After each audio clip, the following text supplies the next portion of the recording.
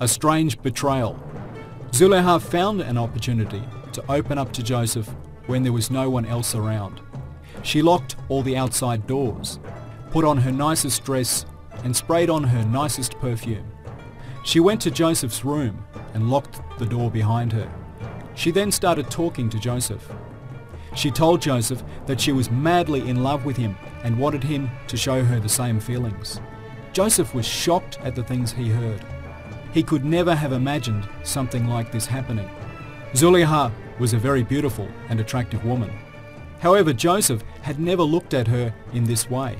He loved her all right, but the love he had for her was the same love you would have for a sister or a mother. So for this reason, he gave this reply: "God forbid! Your husband is my master. He is someone whom I love as a father. I have been staying here and earning his money for years now. How can I betray him like that after everything he has done for me?" Joseph reminded Zuleika of her status with the things he told her. He was only a slave who was bought from the market. It was not acceptable for someone of Zuleika's situation to love a slave. However, even these words didn't affect Zuleika. She had made up her mind. She was determined to win Joseph's heart. She tried to deceive him. The only thing that Joseph could do was to run away from her and not create an opportunity. When he saw that Zuleika was coming towards him, he ran for the door. Zuleika was crazed by his reaction. She ran after him and caught up with him. She grabbed his shirt and pulled it towards her. His shirt was torn all the way down the back. At that instant, Joseph forced the door and eventually got outside. All of a sudden, he saw Kitfer and Zuleika's uncle. He turned bright red from his embarrassment. Kitfer and Zuleika's uncle were shocked at what they saw. The terrible trick of the woman. Zuleika was shocked to see her husband and uncle at such an unexpected time. However, it didn't last long. She quickly pulled herself together and started to look all innocent. She started crying and said, "What are you waiting for? Joseph attacked me. You must put him in the dungeon or give him a harsh punishment." Zuleika was both guilty and powerful. In the blink of an eye, she made herself look like an innocent woman who had been attacked. She put the embarrassment of what she had done to one side and started to accuse Joseph of something he didn't do. Joseph, on the other hand, turned even redder as he thought about it. However, he felt that he had to defend himself in reply to this lie. Kitfer would think that he was immoral and would feel disappointed after showing so much trust and love. With this thought in mind, he turned to Kitfer and said, "It wasn't me that attacked her. She attacked me. I tried to run away and she ran after me and tore off my shirt. And that is how I got in this situation." Kitfer was confused. He didn't know who to believe.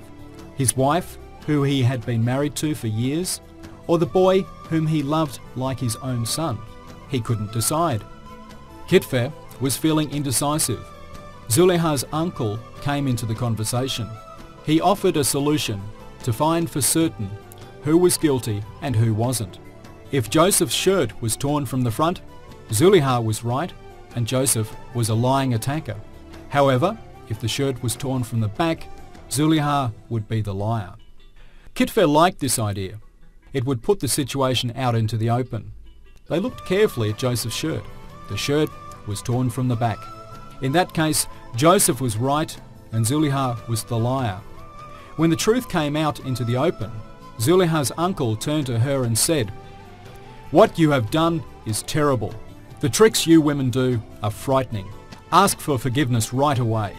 He then turned to Joseph and said, "Joseph, it is obvious that you are innocent. However, don't tell anyone about this. It is your family's honor that is at stake here." Joseph promised not to tell anyone, and the issue was now closed. How did the Egyptian women cup their hands? No matter how they tried to keep the incident between Zuleika and Joseph a secret, they couldn't prevent the news from being heard. Everyone was gossiping about it. The Egyptian women and girls were constantly talking about Kitfer's wife and Joseph. The women in the palace had heard about it too. They couldn't think how a woman like Zuleika would do something like this, and thought that it stained the palace's honour. While they were talking among themselves, they said, "The wife of the Aziz fell in love with a slave called Joseph. What a terrible thing. It is said that Zuleika has gone mad." When Zuleika heard this sort of gossip, she felt very sad that the women were all talking about it. She started to think about how she could stop such gossiping. She thought of a good solution. She organised a big feast at her home. She invited about 40 women from the palace to the feast. The women accepted Zuleika's offer and came to the feast. After the meal, the women all sat down and started talking.